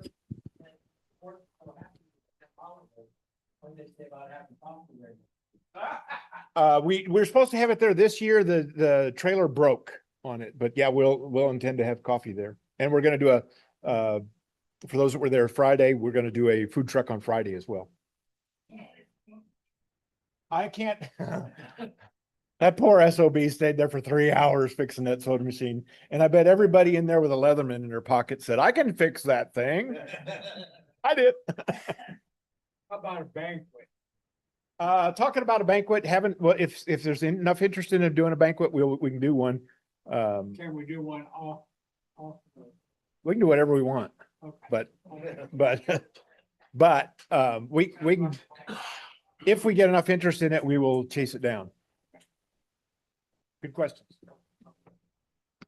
What's that, Mark? Just a note, and tell all your other hams that aren't here today, Ham Holiday was a sellout. Every table sold, and down to just a handful, just a few of the special raffle tickets. So if you want to get your tickets, get them now, get them early. If you want tables, Hammerama. Just if you want to get your tickets, get them now. You can get them online. If you want a table, you better start getting them now because they will be gone. And we don't have quite as many for Hammerama as we did Ham Holiday. All right. Any questions for those guys? And while we're talking about events, we'll go ahead and so it was last Tuesday, right, that we did that Moore had the National Night Out, and Galen and the city of Moore invited Scars to come set up with near his truck, which we appreciate. Thank you very much. And we had, I think I lost count at somewhere around 14, 15 of our members that I saw that night. So some of them were helping, some of them were just there. So we had a pretty good showing, and I appreciate that. Another opportunity coming up on the third. You ended up doing a lot of outreach, talking to people. We did. We talked ham radio to several people. Some people that knew nothing about it, but were interested in it. Yes, sir. I was there. I thought we purchased a flag or a banner or something. We do have one. We didn't have it. That was kind of a, yeah. That was a miss on our part. Okay. Yeah. And we do have feather flag deals. We just need to make sure we get it where it's accessible, where we can. For those who did come, there was somewhere between 8,000 and 10,000. It's a bunch of people there. Very So, yeah, crowded. okay. Yeah, and it was a neat event. It was hot, but we were on the shady side of your truck and that made all the difference in the world. So. Yes, I can imagine so. So I appreciate that. On October 3rd, another opportunity. What do they actually call that event? The actual title of the Westheimer Aviation Festival at Max Westheimer here. We have historically set up I guess a pop-up tent. Again, doing the same kind of thing, basically outreach for ham radio. So I know that in the past, Lee has set up and done that. We're gonna do that again this year. That's on October 3rd, and I forgot to write down the hours here, but I think it's 10 to 1. Okay, so we'll set up a little bit before that. So if you're interested in helping with that, contact or let me know or David Gates, and we'll appreciate, again, doing the same thing. We're basically just showing off ham radio and being ambassadors for the hobby. So. Oh, good. So OU Club will bring stuff. That's great. More the merrier. Okay. Since we're on that topic, anybody know of any events or any announcements like that we have? Yes, the Weather Festival will be on November. I didn't write it down yet. The 7th is what's sticking in my brain. Again, same thing. There'll be opportunities because more than likely, if your truck's not being used for something else, it'll probably be there. So. Typically in the past, our truck has been there. Norman Grizzle brings his stuff out. McLean County guys will bring stuff out. Oklahoma County Emergency Management is bringing out what they call Piglet this year.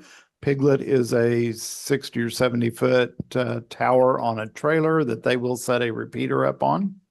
And the emergency managers that go to this typically are starting to talk about let's have our own little corral of emergency management stuff. And I think there's an outside chance that we may have a trailer with a tornado siren on it to just to gather attention to get people to come over to us. Yeah, exactly. If we can get the speakers pointed in a different direction, right, Mark? Turn it around. Well, that's always a fun day. That's a fun day. So yeah, McLean, we're going to try to have it back there. We intend right now to have it back like we did last year. So the more the merrier too. I think that's really. Yes. Yeah. Okay. I'll let him know. Also, it's kind of fun. Get to see the helicopters coming in and we're always looking for help for that as well, to help. Go ahead. That particular festival that comes up in November, we typically are asked to do a team of people that are kind of working together as a team and trained to help the choppers come in and land and also for takeoff. And this year we've got Rob and Mike. Mike Wood that's going to coordinate this, and if you would like to participate, they usually have about 10 or 12 people. That way they got enough people to cover for the area. It's important. Safety is the thing. We want to keep all the kids and all the people away from that area while they're landing and taking off. So if you want to volunteer from that, get with one of them and tell them that you want to participate, and they'll set that up. Thanks. Oops, sorry. Yeah, unfortunately, I think that's the same day as the Enid. Is that right? Yeah. Enid Hamfest. So the Marks will not be there. Okay, let's run through our nets real quick, and then we're going to talk about a couple of new things when it comes to nets. So I'll start with, well, I'll just let Mike do it all. Seems like that's what we normally do, but that's go ahead. Oh, you got a list. All right. On Monday evenings at 8 p.m., we have the 6-meter net. We don't really have a net control operator. It's kind of like we jump on and talk, but we've had a pretty decent group on that. And that is on 6 meters, 50.200. And then on Monday nights after that, at 8:15, we have the Aries DMR net on talk group 3140. And again, we've had people from all over the country and sometimes out of the country on that. On Tuesdays at 8 p.m. on the SCARS repeater 147.060 is the Cleveland County Aries net. And that's a good one to check into. It's just super simple. And then on Thursdays at 8 p.m. on the UHF repeater, the 443.700 is the KD5 UGO Memorial net. That's a 2-round net. It's pretty fun. We've been having about 13 people check in. First round is just check in. The second one, you talk about anything that you'd like. A lot of fun. And again, we really could use additional net control operators, especially on the DMR net. And I'm sure Ed may talk about it, but the Siren net, they are in deep need for additional people to help with that for net control operators. But if you're new and you're scared, don't be scared. They're super, super easy. They're not complicated at all. It's scary only the first few times. So, all right. Thank you. Yes. Yeah. The nets, all of these, well, especially the ones you talked about are all pretty well scripted. So, and roll call type nets. So it's really, really, good ones to get started on for sure. For sure. Denny, I'm sorry. Oh, go ahead. Sorry. Also, Mark Clayton and I, we usually run the weather net. We're not in the middle of weather season, although we did have a little storm yesterday. If anybody's interested in like Skywarn, not so much the spotting, but being like a net control or a backup net control, please come see Mark or myself. We'd like to talk to you. All right. Denny, would you talk about the MacNet and the Gossip Net, please? All righty. The MacNet is every morning except Sunday at 9 o'clock in the morning on the SCARS 2-meter repeater. And we have about 25 to 35 people checking in on that in the mornings. And you get on there and chit chat and let us know what your plans are for the day. And then on the evening, on Tuesday evening, is the Gossip Net. And that's at 8:30 following the Aries net. And on there, you can sit and chit chat and talk about anything you like. Just don't time out the repeater, they say. But I'm good at timing that rascal out for some reason. I think it's called long-winded. But anyhow, we have a pretty good time. And come join us. Thank you. All right. Thank you, sir. All right. So that covers our existing nets. Now, we've had a couple of suggestions, and the first I'll let Jim talk about starting up a 2-meter simplex net. So, Jim, we're thinking about starting up a 2-meter simplex net. There you go. No, yeah, actually, Peter and I, KA5COI, have been talking about that. And in fact, last week, we went ahead and just met on the calling frequency, which for all you guys freaking out about that, we're not going to stay there. But that was a way to kind of test out, is that a viable net? Can enough people get in and using relays to hear each other? And it was. We had about 8 people that logged on, and that was pretty fun. So basically, it's going to be Mondays. At least the plan at this point is to be Mondays at 7:30, and then we will end at 8. So because we have all the other nets starting then. So the beauty is because we're on a frequency that's not the calling frequency, if people just want to keep rag chewing afterwards, that's up to them. But it's we're going to switch it this Monday. Peter and I talked about how let's have everybody still come on at 146.52, log on, and then we will all move as a group, and you can go and program this into your radios if you want, to 146.46. So easy to remember. 146.46. Currently, and we looked that up, that frequency is mostly used for overlanders that are going over the land, and I don't think that's a big thing. Probably not a big deal here in Oklahoma. So anyway, that's it. We'll be relying on relays, and we'll probably do a check-in net because of that. I think Mike and you and I were talking about it'd probably be safer to have our kind of core and then do a check-in. That way, if we can't hear somebody, Mike was basically being our relay last week for Mike Delaney, who couldn't be heard by anyone. So that's the plan. If you want to jump on, it's kind of cool. I know there are other simplex nets around. There's one in Dallas that's pretty popular, but there you go. See you Monday. Yeah, thank you. Yes, not an SSB, it'd be an FM net. Good point. Good point. All right. Peter, along the same lines, we shouldn't let Jim and Peter talk apparently because no, I'm just teasing. But so we've had a 10-meter net on the books at least for quite some time. And I think really in the last, year and a half or so, maybe something like that, at least, there's not been a lot of activity on it. So I'll let you kind of talk about the idea that Jim brought forth about changing possibly to a 40-meter. All right. My understanding is the 10-meter net was originally established to allow technicians to get on and start listening to HF and learn how that goes. I've been on there virtually every night for the last 6 nights, and I've not heard anybody check in. So I'm taken by that. There's not a lot of interest. Jim and I, we talked about how we move it to 40 meters. Yes, that would exclude technicians, but and make it more of a technical net. What are you doing in ham radio? What antennas have you been putting up? What good DX contacts have you made? And we're hoping that we can get enough ground wave propagation that everybody can hear us. And so I guess anybody, how many people would be interested in that? Okay. At the same time slot, right? Yeah, same time slot. It's just what did we do? 7? No. What frequency we did? 7,200. Okay.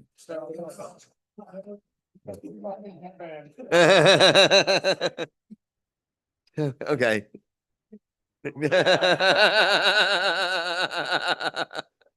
Anyway, right? More power. Tonight, when the sun goes down, just listen for about 3 hours. So, all right. Well, we'll get Jim and I. We'll get together and we'll land on a good frequency and then pass it on to everybody else. Appreciate it. Okay, real quick. Yes. Planning on being the net control operators for that 2-meter. Good, because man, we are getting thin on net control operators. So, and again, please, if you have any interest at all in being a net control, let one of us know on one of these nets, because it helps relieve a little bit. We have some folks moving this summer, and that's taken away from some of the net control pool. So please consider it. All right. Anybody else have any announcements? Sirenet. I forgot about the Sirenet. How did I leave you out, Ed? I jumped ahead. Okay, we have the Sirenet today. We are all testing, so no special request, but find your siren. Speaking of which, we need siren monitors. It's not hard. They don't move much. But all you gotta do is get out there and make sure you can identify the siren and it's going off and sounding properly. We need some monitors and more. We've lost a few over the last few years just from movement, some deaths, everything else. So I know we could use some 45 sirens now. And we have maybe, I would say one dependable with David there. And if Galen's in town, he'll be at one, but, or 2 or 3. So, but we definitely need people in more. Net controls, we do have a few in the works, but we can always have more. Margaret and I are starting to feel lonely. Is that the word? Or oppressed. I'm not sure which, but don't. Yeah. It's going to get worse. Yes. Yeah, so we definitely need some net control operators and monitors. It's not hard to monitor a siren. All you do, be there at noon when it goes off. All right, very good. Any other announcements? Any new business? I've got none for today. So, yeah, we'll talk about that here in just a second. Yeah. So my understanding is Brent's got a couple of RT 950 Pros. Is that correct, for sale? All right. So see Brent if you're interested in that. David May already has his thing sold, so never mind. All right. It would have been cool. It would have been cool. Anybody else? Oh, yep, Peter. I didn't bring it. I've got a Kenwood SWR watt meter. Kenwood SWR watt meter. SW 2100. Okay. HF. Yeah, HF. HF watt I meter. got it years ago, but I've got a waste measure that now and I don't need it. Okay. So if anybody needs an SWR watt meter for the rig? See Peter if you need an SWR watt meter. All right. Anybody else? Anything we're forgetting? Yep, Larry, go ahead. Was talking about the Texhoma Hamfest coming up. Tickets are online. We do have a new package for $40. You get a admission ticket, 10 regular raffle tickets, that's an extra $5, and a super raffle ticket, $50 value for $40. All right. And the ticket sales are open. Mark just had the website up. So. Ticket sales are open, or you'll take money, right? Or he'll take money. Larry will always take money. All right. Anything else? All right. Looks like if I wrote it down correctly, our next meeting, September 12th. And we will see you all there. Have a good one. All right, Lucky. Lucky.